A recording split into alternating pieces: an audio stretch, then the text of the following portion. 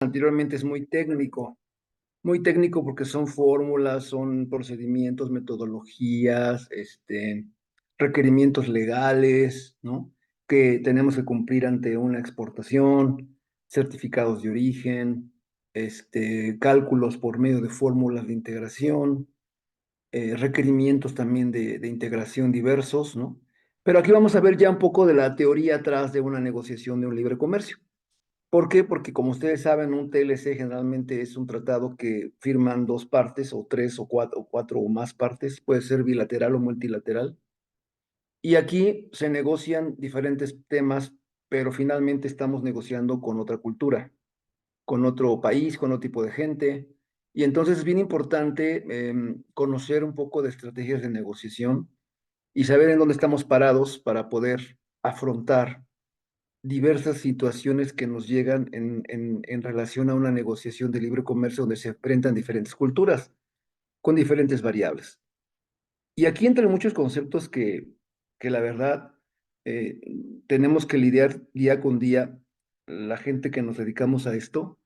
eh, y aquí tengo varios conceptos, ¿no? El manejo del tiempo, los estilos de negociación, la diplomacia que tenemos que adoptar en cierto momento, la diversidad en cuanto a culturas, personalidades, etcétera, la cooperación que tenemos que mostrar, las diferentes culturas de negociación, los estereotipos que luego adquirimos de cierta cultura, el protocolo de una negociación, la letra chica que luego viene en los acuerdos, la zona de posible acuerdo que siempre tenemos que buscar en la cual ambos ganemos, eh, los estilos que cada quien tiene de negociar, que también eso es diferente, ¿no? Y las mesas de negociación. Entonces, todo esto influye mucho en un ambiente de negociación internacional, lo cual, pues seguramente muchos de ustedes ya lo han vivido cuando se sientan a negociar y no hace falta que sea con otro país, simplemente las personas somos diferentes, los estilos son diferentes. No es lo mismo negociar aquí como negociar en Monterrey o negociar en Guadalajara o negociar en Yucatán. Digo, todos tenemos nuestros estilos diferentes de negociación, pero imagínense aquí que estamos hablando de países, ¿no? Hay un negociador, bueno, un señor que vendió o vende todavía muchos cursos de negociación, el cual y su eslogan para vender esos cursos es este. Él dice que en el mundo actual, el mundo moderno, el ser humano no tiene lo que merece. O sea, que podrá ser un genio, ¿no? Con un montón de conocimientos y con mucha preparación, pero pues no porque seas un genio vas a obtener lo que mereces. Según él, dice, el ser humano no tiene lo que merece, obtiene lo que negocia. Y pues en cierto modo tiene mucha razón, porque si tenemos las técnicas adecuadas para negociar y sabemos negociar, podemos obtener luego bastante, ¿no? Bastantes beneficios a nuestro favor. Entonces, hay muchas definiciones de lo que es negociar, ¿no? Tenemos un montón de definiciones, cada quien debe tener la suya, que es negociar, llegar a un acuerdo, sentarse con otra persona, otra cultura, otra industria, otro país, llegar a una situación en la cual las dos ganen, ¿no? Hay una definición que me gusta mucho que la traigo acá para ustedes, que dice que la negociación es un método. Sí, es un método porque aplicamos métodos para llegar a un acuerdo. Si no hay un acuerdo, no hay negociación. Ahora bien, ¿cómo llegamos a ese acuerdo? Usamos métodos, pero también usamos otros elementos. Los elementos son de dos maneras. Uno es, tenemos que ser cooperativos, pero también tenemos que ser competitivos. O sea, ni tan tan, ni muy muy. O sea, sí cooperamos, pero tenemos que saber ser competitivos para poder obtener una ganancia a nuestro favor que nos deje un buen sabor de boca en una negociación. Entonces hay que ser cooperativos y también hay que ser competitivos. Ahora bien, este concepto de ser competitivos y ser cooperativos no siempre ha sido el mismo concepto, ¿eh? Hay diferentes momentos en la historia del mundo que negociar bien significa cosas diferentes. Por ejemplo, en la época después de la Segunda Guerra Mundial y hasta los años 70, 80, pues negociar bien era cuando pues, te llevabas al baile al otro, ¿no? Cuando pues, lo dejabas en la calle y te quedabas tú con todo, ¿no? O gran parte de todo, ¿no? Y pues veías cómo le hacías chanchullo, veías cómo tú te ponías más abusado. El caso es que lo dejabas a él con nada y tú te llevabas todo. Eso era en esa época era negociar bien. Era un buen negociador, ¿no? Ganar, perder. Porque así estaba el concepto, la metodología, el estatus del mundo en ese momento era así, ¿no? Una posguerra en la cual pues, era ganar o perder, no era, era binario, no era de ganar, ganar. Entonces, ese concepto vivió durante algunos años, pero fue cambiando.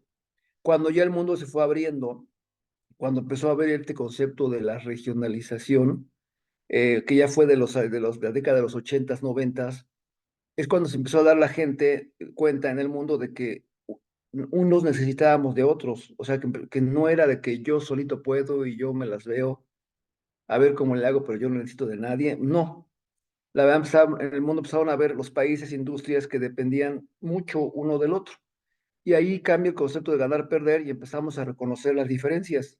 Diferencias en capacidades, en regímenes aduaneros, diferencias en capacidad incluso disponible para producir, ventajas comparativas, competitivas, disponibilidad, suministro, etcétera. Y entonces empieza a haber una transformación en el concepto de negociar, que después ya, después en ahí por ahí el 90 en adelante, viene con la globalización, ¿no? Ahí ya el concepto de negociar bien generalmente es ganar, ganar. O sea, me voy contento, te vas contento. Llegamos a un posible acuerdo en el cual nos vamos los dos, el país A y el país B, o la persona A, la persona B, nos vamos contentos, nos vamos con una buena negociación para ganar mutuamente. Ahora bien, con el nearshoring, que empieza en el año 23 más o menos, el concepto de nearshoring, nos estamos regresando a una regionalización. Esto, a mi juicio, y es mi percepción, no es mi punto de vista, podría llevarnos otra vez a lo que es dejar de pensar el ganar, ganar y empezar a ver para nuestro molino, ¿no? Que creo que por ahí empezamos ya a notar ciertas situaciones, por ejemplo, con China, ¿no? O con Estados Unidos, que ya eso de ganar, ganar luego no siempre es algo que se aplica. Entonces, otra vez estamos un poquito volviendo a regresar cíclicamente a una fase diferente a la que teníamos hace unos años. Y luego si sumamos al señor Trump, que toda su negociación es ganar-perder, o él así es de por sí, su estrategia es ganar-perder, me friego al otro, pues entonces estamos como que regresando a algo cíclico, ¿no? Ese es mi punto de vista. Ahora bien, hay varios factores que intervienen en las negociaciones, ¿no? Por ejemplo, el factor político tiene mucho que ver, ¿no? Obviamente podría haber dos países muy padres en un libre comercio, pero llega un presidente que le den la torre al país en ciertas situaciones políticas, etcétera, y echa a perder la negociación. Entonces, el factor político tiene que ver como una variable que puede afectar positivamente o negativamente una negociación. La historia tiene mucho que ver, o sea, si ustedes leen historias sobre cómo se negociaron ciertos aspectos en la historia, sobre todo de México, se va a dar cuenta que muchas cosas luego se están repitiendo. Entonces, el hecho de conocer la historia es bueno porque nos ayuda a evitar repetir errores en el presente, ¿no? El idioma es muy importante en las negociaciones también, aunque no lo crean, porque aunque el inglés es el idioma oficial para una negociación internacional, muchas veces el dominar más de un idioma nos ayuda un poquito a romper, como dicen los españoles, a romper el turrón y a hacer un ambiente más estable, menos hostil, más amistoso, cuando la otra cultura escucha el idioma natal, ¿no? De ellos y viceversa. Entonces, la comunicación es más clara, etcétera, etcétera.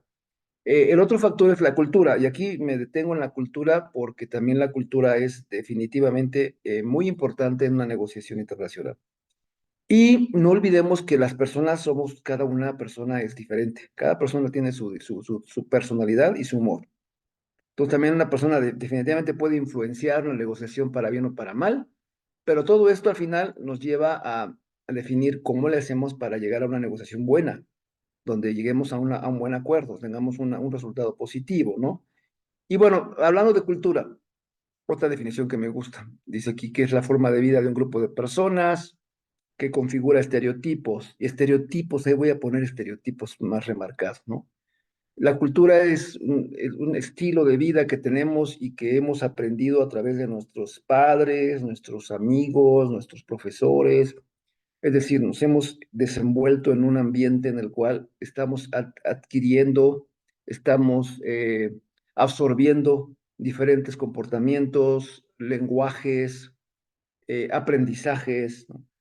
Y además luego hasta imitaciones, ¿no?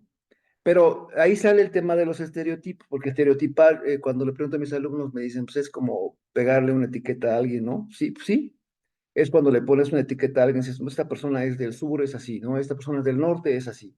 Esta persona es de Guatemala, pues es así. Esta persona es de Francia, pues es así, ¿no? Y a veces los estereotipos son una referencia que ayuda poquito, pero no es una referencia generalmente que la debemos de usar siempre. Es como que un pequeño punto de referencia que no siempre incluso es cierto.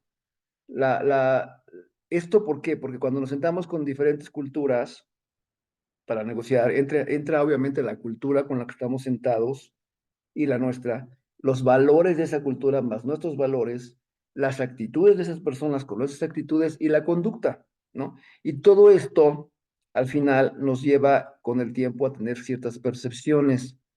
Mi percepción sobre la cultura alemana, mi percepción sobre la cultura norteamericana, mi percepción sobre la cultura de Centroamérica, mi percepción sobre la cultura asiática, ¿no? Pero a veces también las percepciones no siempre son ciertas, ¿no? A veces sirven como una referencia, pero no como algo que generalmente es una ley. Por ejemplo, fíjense en pues chiste, llámenlo así, ¿no? Dice aquí que la ONU hizo una encuesta a algunos países, la encuesta era de una pregunta.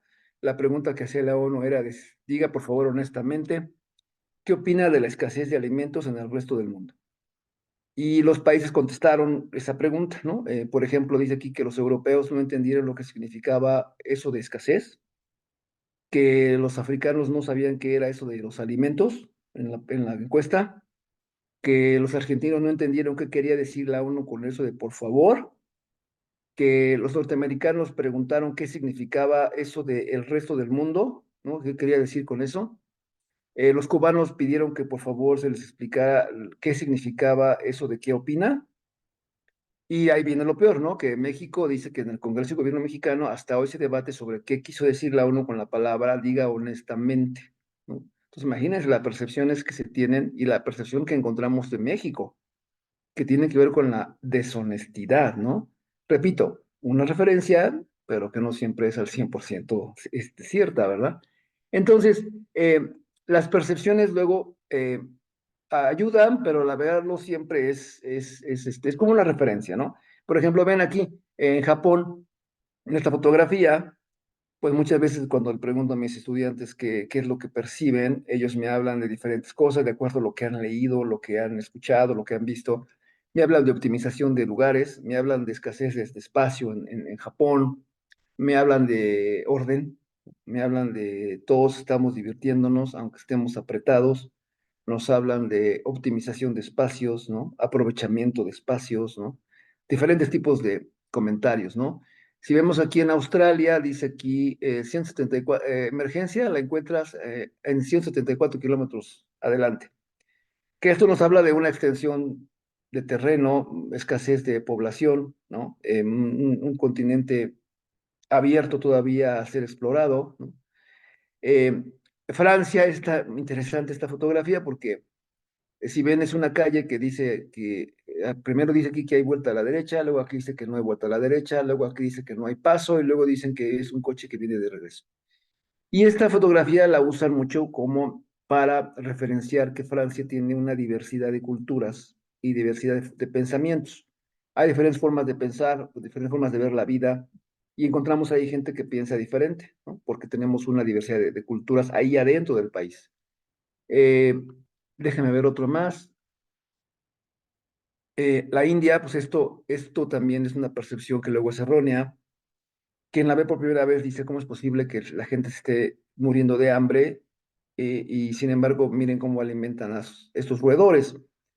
Pero la verdad es que es una fotografía de un templo donde adoran a las ratas. Seguramente ya lo han de haber ustedes visto en internet. Hay templos que adoran a las ratas y la gente llega a adorarlas y entre ellos pues, llevan leche, creo que de burra, para que se alimenten, ¿no?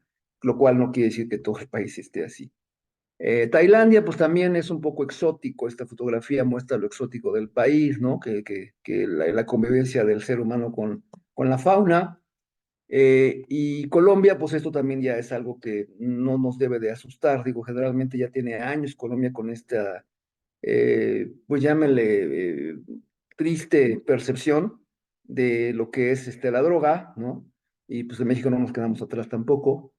Y Estados Unidos, pues también está muy chistoso, porque fíjense, es un gimnasio donde la gente no usa la escalera normal, usa las eléctricas para meterse a una caminadora, caminar una hora, ¿no? Nos habla un poco de la sociedad del consumismo, por ejemplo, ¿no?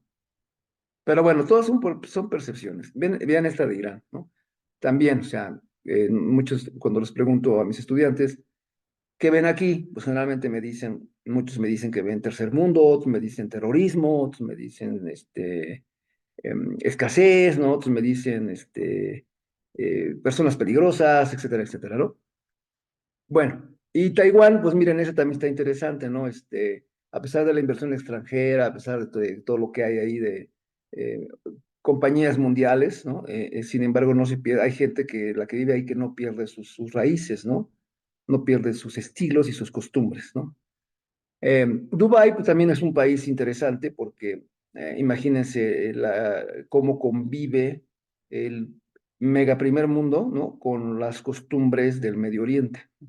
Pues también es un tema interesante el poder hacer una simbiosis de la religión con lo que es la modernidad a todo lo que da, ¿no?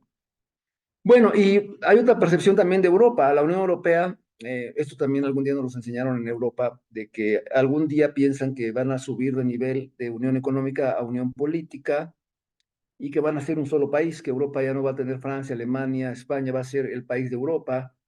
Y entonces ellos dicen que si fuera un solo país Europa, ¿cuál sería su paraíso? Y dicen que el paraíso sería que los policías fueran los ingleses, los cocineros fueran los franceses, los mecánicos fueran los alemanes, los amantes fueran los italianos, y todo se organizara por Suiza. Ese sería su paraíso, pero su infierno sería que dice que donde los cocineros fueran los ingleses, los mecánicos fueran los franceses, los amantes fueran los suizos, la policía fuera alemana y todo fuera organizado por Italia, ¿no? Ese sería para ellos su infierno europeo, ¿no? Contrario a lo que sería su paraíso europeo. Pero pasando ahora al tema del mexicano, como ustedes saben, nosotros teníamos una percepción de los años 50, 60, 70, incluso 80, del mexicano Speedy González. Todavía hasta la fecha hay gente que así nos dice, ¿no? Y bueno, es un poco la influencia también de los charros, de las películas, Pedro Infante, el tema del charro sentado en el cactus ahí echando la flojera, ¿no? O el charro con el chile, ¿no? Que ha ido también transformándose la percepción debido a las redes y los medios, ¿no? Las redes nos han traído un cambio en las percepciones del mexicano que mucho refleja el tema de los artistas, los directores, los cinematográficos, los deportistas, la música mexicana, ¿no? Y pues obviamente las personas que han triunfado como mexicanos en diferentes aspectos, ¿no? Entonces, esto ha traído una transformación. Sin embargo, todavía tenemos que ver cuáles son las fortalezas de nuestra cultura y cuáles son las áreas de oportunidad. Aquí, por ejemplo, algunas fortalezas que me han contado colegas extranjeros que tenemos como mexicanos. Por ejemplo, que somos un grupo muy adaptable, ¿no? Nos adaptamos muy rápido a todo.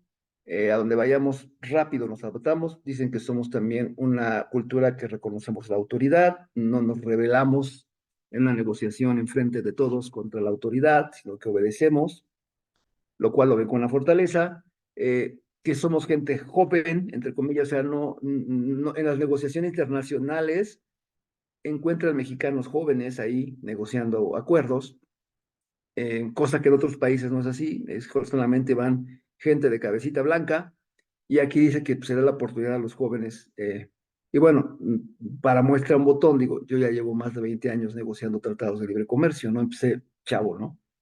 Luego, el policronismo, que es cuando tenemos la capacidad de hacer varias cosas a la vez y estar atentos a todas las cosas a la vez, que es lo contrario a ser un monocrónico, que solamente es una cosa a la vez, que aquí nosotros somos muy abiertos para hacer varias cosas a la vez. Eh, que también somos formales, o sea, que nunca nos ponemos a decir groserías, ni a gritar, ni a chillar, ni a patalear en la negociación. somos formales y educados, que también lo ven como algo bueno, y que celebramos, ¿no? Que a pesar de que hay culturas que pues, dicen, para eso te pagan, para hacer bien las cosas, nosotros cuando hacemos algo bien, generalmente lo celebramos, y lo cual pues no es malo, porque es una forma motivacional de trabajar, ¿no? Esas serían las fortalezas. ¿Cuáles serían las debilidades o áreas de oportunidad que nos han detectado? Adelante de cada una pongo la cultura donde nos recomiendan leer más para aprender más, ¿no? Por ejemplo, no somos disciplinados. Dicen que en las negociaciones generalmente brincamos de un tema a otro y luego ya nos olvidamos de en lo que estábamos, y tampoco que llevamos un control en la información. Las minutas no se nos dan mucho. El tomar notas y orden de cómo vamos a llevar el orden del día no se nos da mucho, eso dicen, no somos muy disciplinados en ese tema, ¿no? No ensayamos las negociaciones antes, llegamos como que en frío a negociar, a ver cómo nos va, primero Dios nos va a ir bien, ¿no? Con la bendición de nuestro Señor.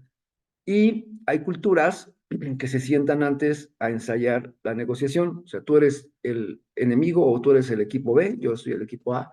Vamos a hacer un ensayo. ¿Qué tal si te digo que te pido 40 y no te pido 60, o tú me contestas que el contrato A no sirve? ¿Qué me vas a decir ahora o qué te voy a decir? Entonces están practicando, ¿no? Un ensayo preliminar. No desarrollamos habilidades, dice que nosotros somos negociadores natos, muchos, pues no es muy común que los empleados de las empresas, o sea, los capacitan de muchas cosas, ¿no? En inglés, los meten a programas de calidad, los meten a aprender idiomas, pero es muy raro que los manden a un curso de negociación. Dice, no los desarrollan muy bien en el tema de habilidades de negociación, y eso pues también luego no les ayuda a desarrollar más su instinto negociador, ¿no?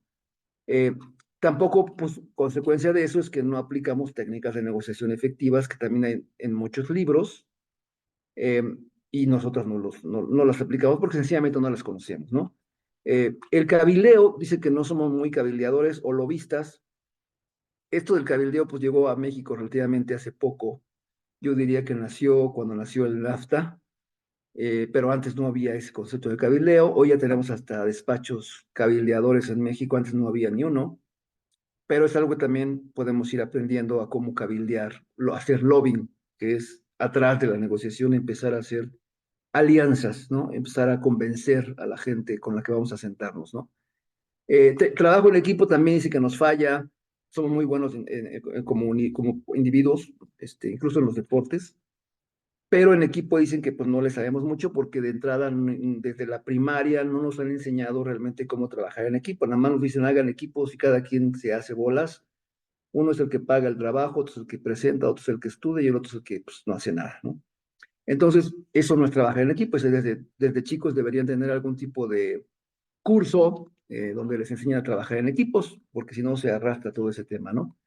El manejo del tiempo también dice que pues no manejamos el tiempo en una negociación, pensamos que pues, nos va a llevar como una hora, esto nos lleva como un mes, ¿no? Haciendo un poquito como de estimación, pero no tenemos un manejo del tiempo adecuado. Lo mismo nos dicen que no sabemos actuar, o sea, que cuando nos enojamos de verdad, y el que se enoja pierde. Por lo tanto, carecemos de manejo de emociones, o sea, se nos nota también cuando estamos enojados, se nos nota cuando estamos contentos, ¿no? Y eso le da a la otra parte, pues, mucha transparencia para saber si está llevando una buena negociación o está apretando demasiado con nosotros. Entonces tenemos que saber, si todo lo anterior que son fortalezas, le sumáramos esto como habilidades, seríamos unos super negociadores, créanmelo, ¿no? Pero es algo que tenemos que ir poco a poco mejorando. Son habilidades que tenemos que adquirir con el tiempo y tenemos que hacer remediaciones de lo que nos ha fallado, ¿no? Porque pues como todos somos humanos, nadie es perfecto, ¿no? Entonces, además de esto, que nosotros como mexicanos nos enfrentamos a culturas diferentes, que son cómo negociar con empresarios, con ingenieros, con políticos, con catedráticos, con abogados, con economistas, ¿no? Hay culturas profesionales que no puedes llegar con una PowerPoint llena de letras, ¿no? La verdad, desesperas, y todavía encuentro gente que nos presenta PowerPoints de 20 diapositivas llenas de letras, que la verdad, pues es desesperante. cuando muchas veces necesitamos tener más claro el concepto y lo que ya estamos acostumbrados en muchas industrias es a los números en unas gráficas que sean muy claras, ¿no? Muy visuales. Aunque claro, hay profesionistas que pues igual les gustan más las letras, ¿verdad? Pero también hay que ver quiénes son los que, si ustedes ven acá, me van a decir quiénes son los que prefieren ver gráficas, números, slides muy concisas y con quiénes podríamos usar rollos mareadores, ¿no? Pero bueno, también eso quiere decir que con los profesionistas también tenemos que enfrentar diferentes culturas de negociación. Ahora bien, en una mesa de negociación internacional, generalmente nos encontramos diferentes tipos de personas, ¿no? Con cierta personalidad. Por ejemplo, el conocedor es ese abusado porque es el que sabe mucho. Ya tiene mucha experiencia en las negociaciones, ya sabe cómo aplicar sus tácticas, es un experto, ya no lo asusta nada. Con ese hay que tener cuidado porque es el que va a llegar con más fuerza incluso a a la negociación. Tenemos el observador, que ese generalmente no dice nada, está calladito, pero no es que esté papando moscas, está tomando nota de la otra parte, todo lo que dice, lo que hace, las caras que pone, los lenguajes no verbales que tiene, está tomando nota para contarlo después y ver cómo realza en su estrategia. Tenemos también el motivador, que es aquel que siempre está motivando, ¿no? Que realmente está siempre contento y tratando de motivar al otro equipo. Tenemos el golpeador, es el que está presionando la negociación siempre, ese es generalmente es una persona que tiene un carácter fuerte, personalidad fuerte y está golpeando todo el tiempo al otro equipo, ¿no? Y no hablo de golpear, de pegar, no hablo de presionar en la negociación. El argumentador es una persona que siempre argumenta, siempre tiene un argumento para decir las cosas, no acepta un no, simplemente todo es estar argumentando, o sea, justificando, ¿no? ¿Por qué pide tal cosa, ¿no? El asesor, ese no está en la mesa, ese está fuera de la mesa y es el que ya tiene mucha experiencia o trabajó en el otro equipo y está dándole mucha guidance, le está dando asesoría al equipo negociador, ¿no? También encontramos lo que sería el conciliador, que es el que cuando ya está la cosa medio fea, trata de conciliar y que no se, y calmar los ánimos, ¿no? Que no se candenten, que no se pongan candentes, digo. Tenemos también el coachador, es el que se sienta al lado de uno y es el que tú le tienes que decir, échame, tú me dices, digo, una tontería, si voy mal me dices, me hablas al oído, me haces alguna señal, es el que me va a coachar en la negociación. Los amigables pues, son los que siempre están riéndose, ¿no? Generalmente su labor es que traten de que no se sea tan tensa la negociación, tratan de que haya un poquito de más relajación en la negociación. Y los cabildeadores, que son los generalmente abogados o lobistas que se encargan afuera de la negociación de buscar a los stakeholders que le llamamos, o contrapartes, personas que nos puedan ayudar a convencer a la otra parte desde antes de que acepte la negociación, que nos dé un sí desde antes de llegar a la mesa, ¿no? Entonces, algo muy importante que un tratado de libre comercio no se negocia por dos personas. Hoy en día, muchas negociaciones de carácter internacional ya se negocian por grupos de trabajo, o sea, de cuatro para adelante, ¿no? Es decir, ya no podemos hablar de los famosos lobos solitarios o negociadores solitos que llegan a negociar un tema y que desgraciadamente nos pasó con el TEMEC. Les mencionaba yo que nos regresamos de negociar, ya entró la nueva administración, llamaron a otro tema más que había quedado pendiente, según ellos, los del Congreso de Estados Unidos, y esta administración solo mandó una persona. Ya no fuimos todos los equipos que fuimos la vez pasada, y la persona fue a negociar solita y pues regresó con un tema bastante difícil ahora que tenemos que estar lidiando, que es el tema laboral, ¿no? Entonces, repito, las negociaciones internacionales tienen que ser en grupo ya, ¿no? Ahora bien, hablando de grupo de trabajo, eh, ¿qué tenemos que analizar antes de irnos a sentar, por ejemplo, a negociar no solamente un TLC, cualquier tema internacional, una inversión en México, el traer un modelo a México, el ir a negociar, poner una planta en otro país que va a ser inversión nuestra? ¿Qué es lo que tenemos que hacer? Algo importante, nunca asumimos. Nunca hay que asumir de que, seguramente son así, seguramente van a decir que sí, seguramente son, no, siempre hay que evaluar. ¿Y qué tenemos que evaluar? Ciertas variables, ¿no? Variables que tienen que ver con la etiqueta de esa cultura, el protocolo que utilizan y la personalidad con quien vamos a sentarnos. Porque también voy a tener que evaluar a John Smith, que es con quien me voy a sentar, Y luego me da, le digo a mis alumnos, me da, luego cuando voy a dar una conferencia, una plática, ya que termino la plática, la conferencia, regreso y veo en mi LinkedIn que me empiezan a mandar invitaciones, que se nota que saliendo de la plática buscan mi nombre y entonces ya me ven en LinkedIn y es cuando ya me invitan. Le digo, debería ser al revés. Antes de sentarse a oír a alguien o antes de sentarse a negociar con alguien, pues entren a LinkedIn y pongan su nombre para que lean qué tienen las redes. Ahí le pueden aprender mucho lo que diga, lo que le gusta, si sale, si lo ven que viaja mucho, si le gusta ir a tal restaurante. Lo están evaluando antes. Eso está buenísimo. Y las mismas redes nos ayudan. No, no que mucha gente lo hacen después. Ya que fuimos a sentarnos con algo, hijo, qué tipazo, o bien qué tipo tan burro, entonces busco su nombre para ver quién es y dónde está, y en Face o en el LinkedIn, o veo que en Instagram lo hago ya después, no me sirve ya de mucho, ¿no? Pero hay variables que tenemos que evaluar, ¿no? Por ejemplo, los saludos, ¿no? Es importante, ¿no? La manera de saludar, no vayan a llegar abrazando luego, luego. La formalidad, ¿qué tal si les gusta, no les gustan las bromitas, ¿no?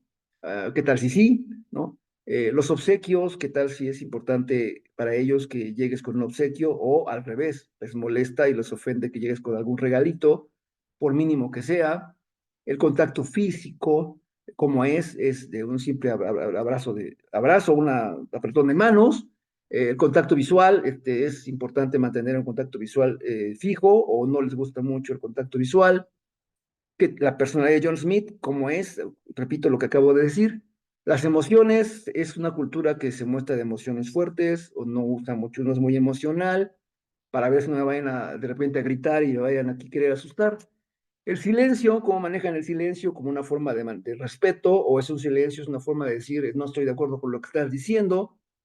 La comida, muy importante, dónde lo voy a llevar a comer, qué tipo de comida le gusta, si es importante comer juntos o no, etcétera. Y el lenguaje corporal, cómo maneja su lenguaje no verbal. Esto es bien importante y claro, la puntualidad, porque hijo, si es una cultura puntual y yo llego 5 minutos tarde, pues ya de entrada ya llevo perdido gran parte de la negociación, ¿no?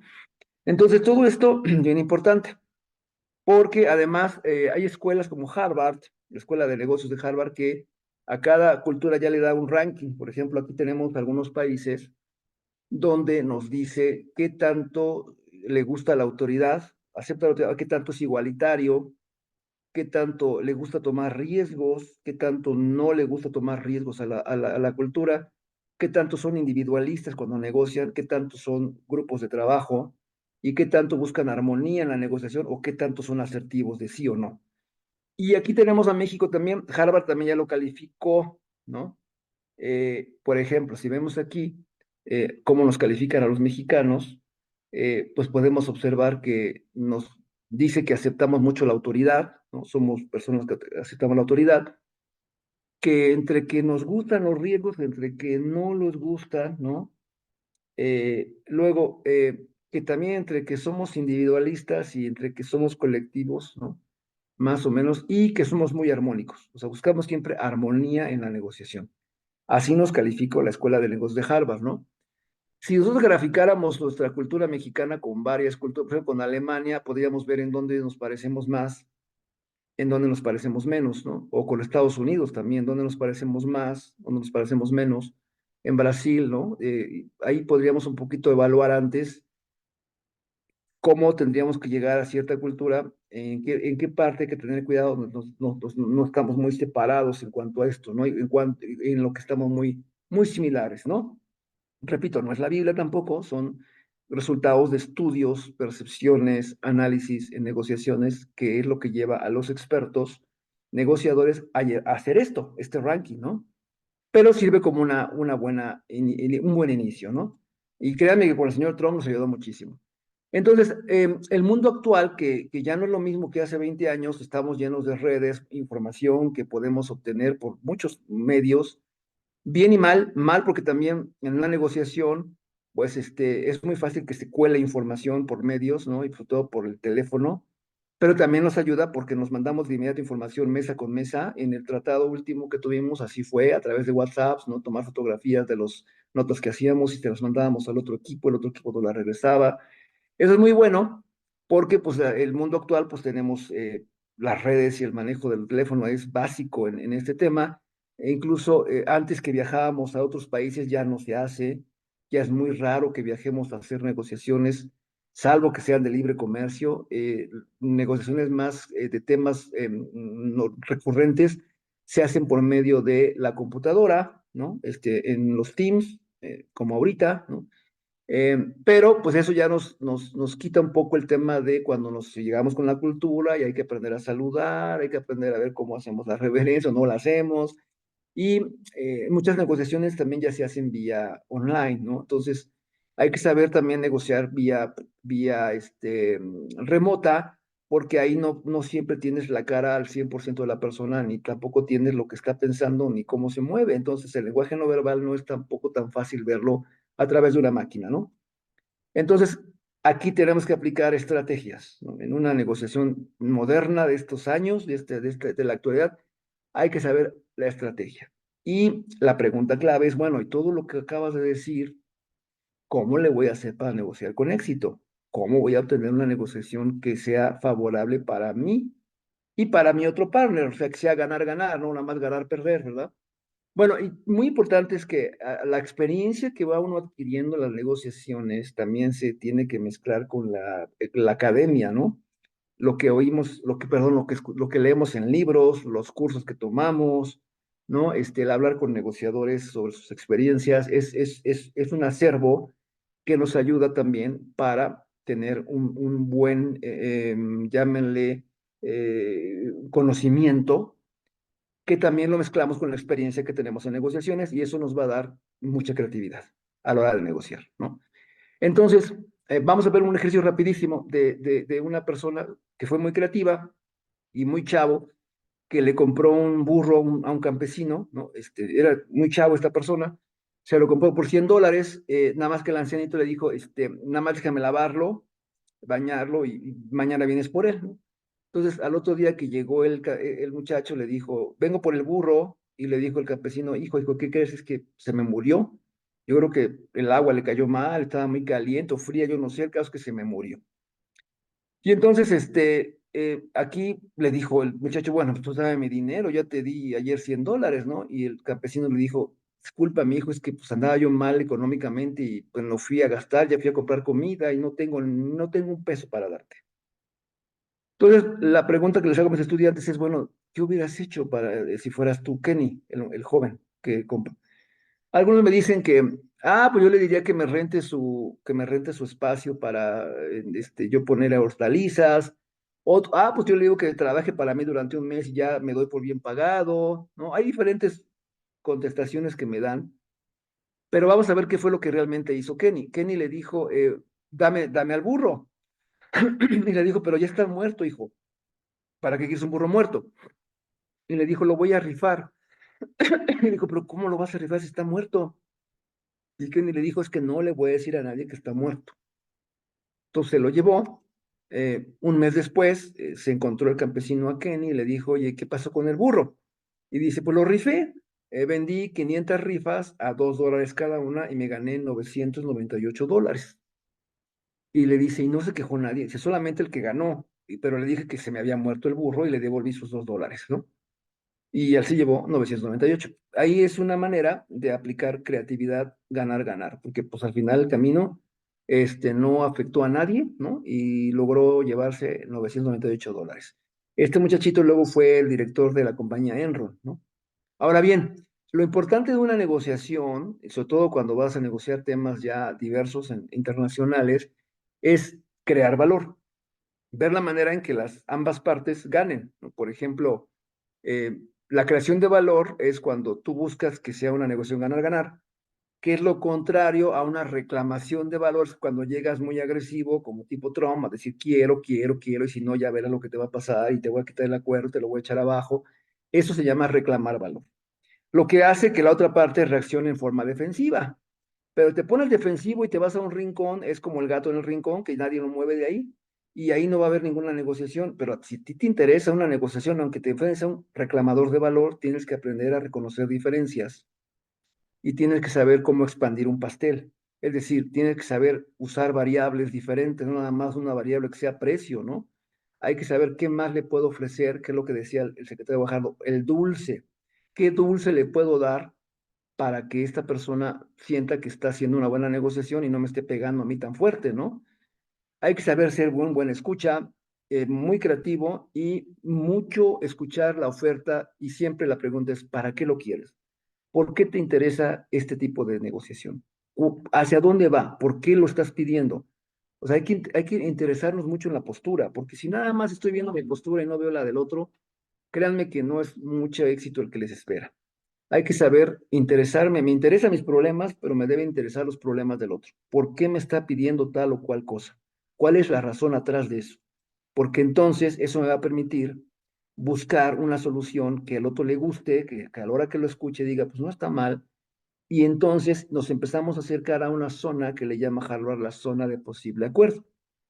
Entonces, en un negociador, por ejemplo, que reclame valor, que nada más está pum, pum, pum, pega y pega y pega, generalmente termina en una negociación ganar-perder. O sea, uno va a ganar, el otro va a perder.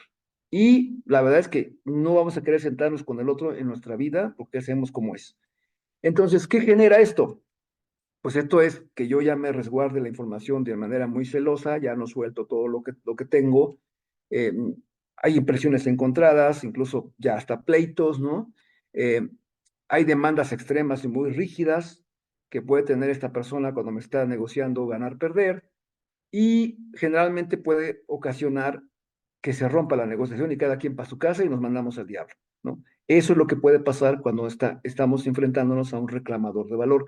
Y este último punto es peligroso porque si realmente yo quiero negociar, porque me interesa negociar, como el TEMEC, yo no me podía poner en un plan, digo yo, hablando de México, por ejemplo, no nos podíamos poner en un plan de decir, ah, pues vete al diablo, ahí muere el TEMEC, sí, el NAFTA y cada quien para su casa. No, es lo que menos queríamos, que desapareciera el NAFTA, y él sabía eso. Entonces, ¿cómo lograr pasar de la reclamación de valor a una creación de valor? Porque en la creación de valor ahí generalmente es ganar, ganar. Ganas tú, gano yo. Pero ¿qué requiere? Para empezar, mucha apertura de ambas partes, necesitamos creatividad de ambas partes, necesitamos buscar cómo solucionar el problema de manera conjunta, no yo y tú, no ser egoístas, cómo lo solucionamos conjuntamente y una comunicación muy clara.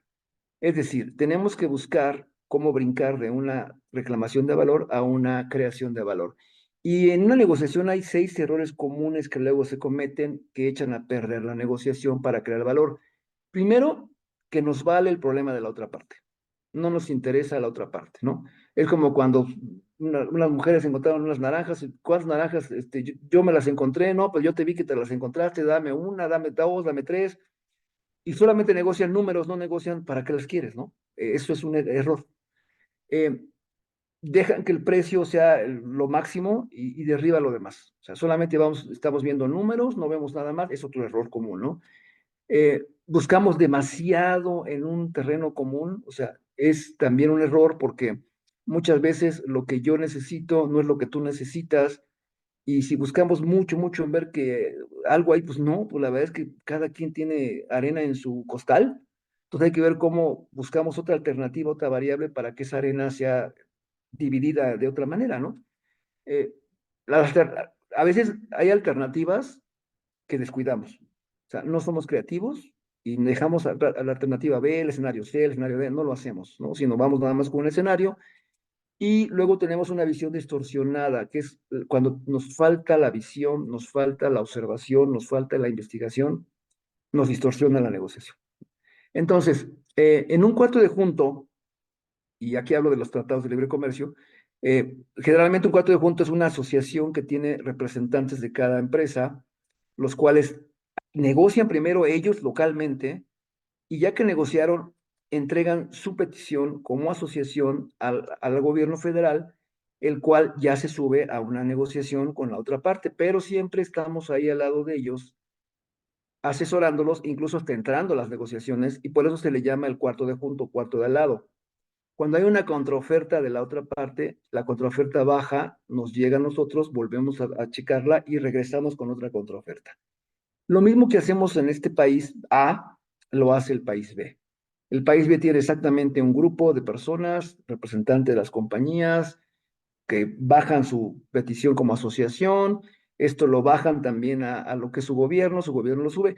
Y lo bonito de este esquema de cuarto de junto es que los cuartos de junto se hablan primero, este con este. Y al hablarse primero, se hacen documentos muy similares, ¿no? Los cuales, pues cuando llegan acá, pues llegan ya muy suavecitos como mantequilla, nada más que en el tema que el señor Trump nos metió el pie. En esta negociación del tema, el señor Trump, a la mitad de la negociación, nos dividió en dos. A este grupo de México, habló con 5 compañías, quién sabe qué les prometió, quién sabe qué les dijo, que al otro día llegaron las 5 compañías mexicanas y nos dijeron, yo estoy con Trump y todo lo que pida. Y en ese momento, pues dividió a la asociación en dos, ¿no? En los que no estábamos cumpliendo lo que el señor Trump quería y los que dijeron que cumplían perfectamente muy bien. Entonces, aplicó la técnica de dividir y vencerás. Y aún así tuvimos que crear valor para no romper la negociación internamente. O sea, teníamos que negociar primero local y luego irlos a negociar con el señor, ¿no? Entonces, ¿cuáles fueron las 5 claves que a mi juicio, y perdón, es un tema que podríamos hablar horas, ¿eh? Pero miren, por efectos del tiempo, ¿cuáles fueron las 5 claves que nos permitieron sobrevivir el TEMEC y dejar un acuerdo, si no el mejor, ni tampoco el más flexible, al menos un acuerdo que se puede cumplir, ¿no? La primera fue la estrategia. Y ahí aplicando mucho el tema del equipo, ¿no? Eh, el equipo que se formó entre el gobierno federal con la industria fue clave porque hicimos un buen match, siempre estuvimos coordinados y nos ayudó mucho a establecer estrategias, ¿no? Que las estrategias fueron las que funcionaron para tirarle cada una de las poison pills o las píldoras envenenadas que el señor traía en la negociación. Otro efecto es el cabildeo. Hicimos mucho lobbying desde siempre con gente que estaba allá en Estados Unidos, colegas nuestros, contrapartes allá, pero de las compañías donde estábamos, nuestras que están allá, nos ayudaron mucho en investigar también con abogados, con el mismo gobierno, con los estados que también dependían de México en las importaciones. Hubo mucho lobbying, mucho cabildeo para poder lograr que al final el señor Trump se viera presionado también de su gente que le dijera, no, señor, no lo destruya, no destruya el acuerdo, también necesitamos a México, ¿no? El tercero es la diplomacia. Tuvimos que ser muy diplomáticos porque la verdad es que había momentos en que sí nos llevaban hasta el límite y teníamos que aprender a ser diplomáticos, es decir, no decir a todo no, ni tampoco decir no, ni no dar explicaciones. Y aquí, por ejemplo, en un libro de negociación encontré la definición de un diplomático. Dice, cuando dice que sí, quiere decir tal vez. Cuando dice que tal vez, quiere decir que no. Y si dice no, no es un diplomático. Y luego lo compara este autor con una dama. Una dama, dice, una dama cuando dice no, quiere decir tal vez. Cuando dice tal vez, significa que sí. Pero si dice sí, no es una dama. Entonces, es chistoso para ver un poquito cómo funciona la diplomacia, ¿no? Ahora bien, cuarto, el trabajo en equipo. Esto fue básico porque, repito, 2 cabezas pueden ser mejor que una siempre y los equipos son mejores en el equilibrio en los temas.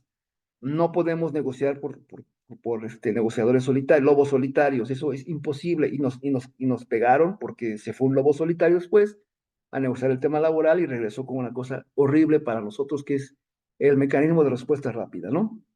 Ahora bien, y 5, reconocer la amenaza. Es importante que las amenazas no nos tumben, que sabemos de dónde viene la amenaza, por qué es la amenaza y cómo neutralizar la amenaza.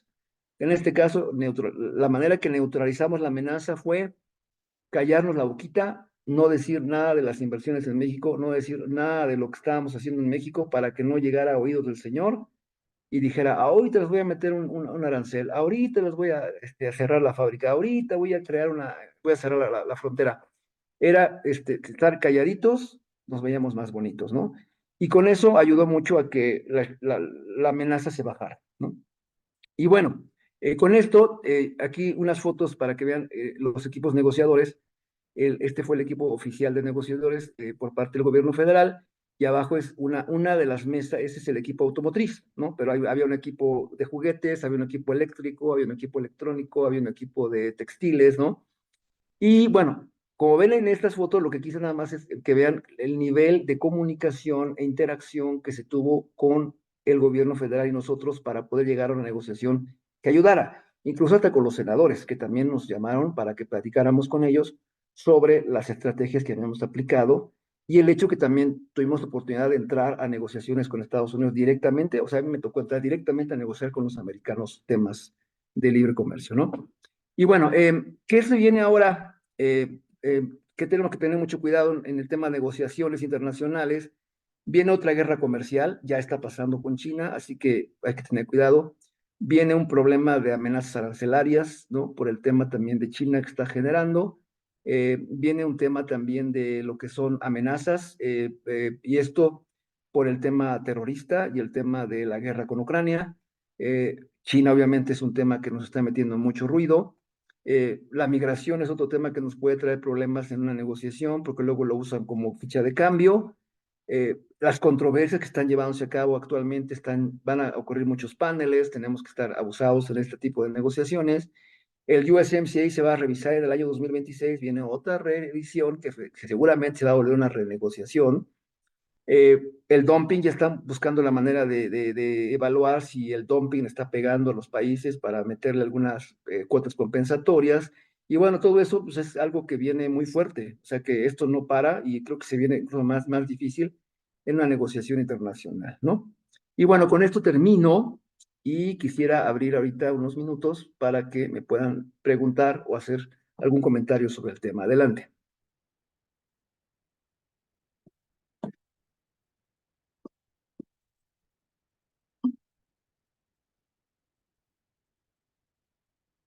Ya es los últimos minutos de las 4 presentaciones. Seguramente ya están cansados. Elizabeth, adelante, Elizabeth. ¿Qué tal? Muy buenas tardes.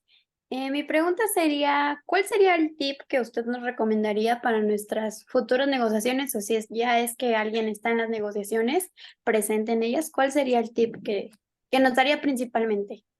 Un Además tip, de las 5 claves, perdón. un tip a ti para tus negociaciones o un tip para las negociaciones que va a llevar México. Bueno, para mi persona, Bueno, mira, ¿tú estás gracias. estudiando? Comercio internacional. Muy bien. Yo te recomiendo que comiences un poco. Primero, prepárate bien porque el conocimiento es poder. Entre más sepas y tengas más herramientas de conocimiento, ese es poder y te vas a ser una excelente negociador porque tener poder ya tienes gran parte de la negociación de tu lado, porque te enfrentas mucho a gente que no tiene mucho conocimiento, y entonces ahí es cuando ahí entras tú, ¿no? Segundo, empiezas a leer un poco de temas de negociación internacional. Hay mucha bibliografía de negociaciones, ¿no? Lenguaje no verbal, aprende a decir no, el arte de la guerra, etcétera, etcétera. Y tercero, cuando tengas gente que sepas que ha negociado, pégate a ellos y que te platiquen. Aprende. Diga, a ver, platícame tu experiencia, cómo fue la negociación con tal lugar o tal país. Platica, aprende de quienes viven negociando, ¿no? Esos serían mis tips más importantes. Muchas Sandra, gracias. de nada. Sandra Mariana. Hola, buenas tardes. Hola, Sandra. Bueno, mi pregunta va un poquito relacionada con la de Elizabeth. Actualmente estoy haciendo prácticas profesionales, pero me encuentro en una industria automotriz, pero me ha costado un poquito esto de negociar el ganar-ganar, porque en este caso con los operadores, me Ujú. comentan mis jefes que no tienen como la misma o no han tenido las mismas herramientas que yo he tenido, ya sea estudio u otras cosas, pero me ha costado mucho negociar. eh, que pongan un poquito de su parte en unas evaluaciones que realizo. Entonces, no sé si me pueda recomendar Sí, como hay una una, estrategia. sí, claro, hay una técnica, la técnica de la maestra de escuela. Generalmente tú no te sientes, no te pongas como una contraparte con ellos. eh, Trata de actuar con ellos como si fueras la maestra y ellos son los alumnos. Siéntalos en una zona, no de que yo enfrente y ustedes enfrente de mí, no, no, no, te vas a sentar con ellos como una maestra de escuela y lo que vas a hacer es explicarles el tema que tú estás buscando negociar. Y al final no es de decirles, ¿están de acuerdo o no están de acuerdo? Simplemente llega y di, esto sucede así y se tiene que cambiar así, así, así. Eh, Dudas o preguntas que tengan, estoy abierta a contestar, como si fueras la maestra, ¿no? Generalmente ellos, pues primero, no se atreven como que a levantar, o sea, preguntas, porque entonces se sienten en ese momento que son los alumnos y si alguien pregunta van a decir los demás, qué tonto eres, que no entendiste a la maestra. Entonces, generalmente lo que van a hacer es tratar de, adoptan la función de alumnos, tú de maestra, y al final no es pedirles que acepten o no acepten, es simplemente darles la clase y decirles, ¿alguna duda les quedó? ¿Ninguna? Bueno, cerramos entonces la clase, gracias, vámonos, ¿no?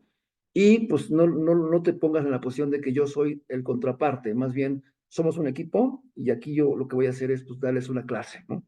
Eso puede ayudar. Muchísimas gracias. De nada. Ana, Hola, buenas noches. hola Ana.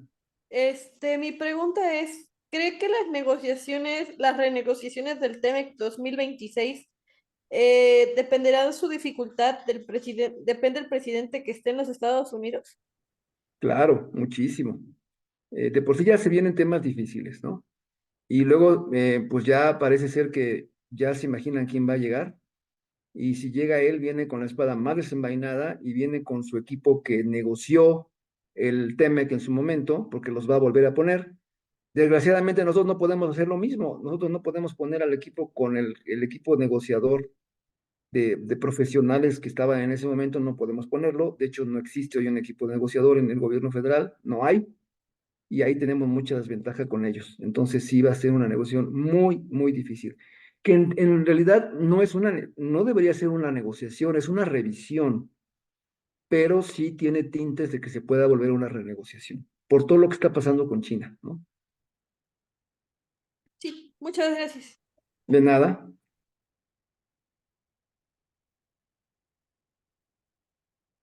Bueno, creo que ya con esto no hay preguntas. Si es así, ya estamos cerrando. Muchísimas gracias por los 4 horas que me estuvieron escuchando. Les agradezco mucho su tiempo y me pongo a sus órdenes. Pongo también aquí a Ángel García como contacto directo de COMSE. Cualquier duda posterior, requerimiento de cursos, información, etcétera, él va a ser el contacto y él se podrá en contacto con un servidor para poder en el futuro, si es necesario o es requerido, tener otro tipo de acercamientos con ustedes. Me dio muchísimo gusto su interés y su tiempo en estas 4 sesiones. Ojalá les hayan gustado y que hayan sido también provechosas y les dieron un valor agregado. Muchísimas gracias y con eso cierro y le doy la palabra a Ángel. Muy bien, pues muchísimas gracias, maestro. Sin duda, un tema bastante importante en el tema de los negocios y en el tema empresarial.